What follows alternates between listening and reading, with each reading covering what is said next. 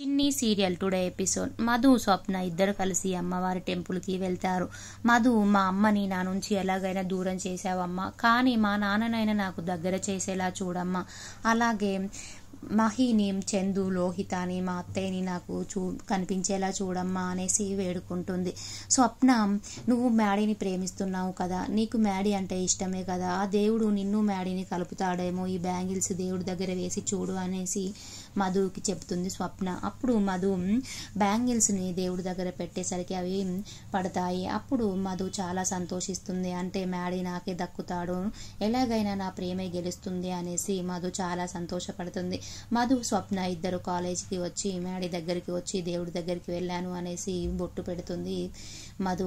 అప్పుడు మ్యాడీ చాలా సంతోషిస్తాడు. మధు కూడా కాలేజీకి వస్తుంది. తను చదువు పూర్తి చేసుకున్నాకే పెళ్లి చేసుకుంటుంది.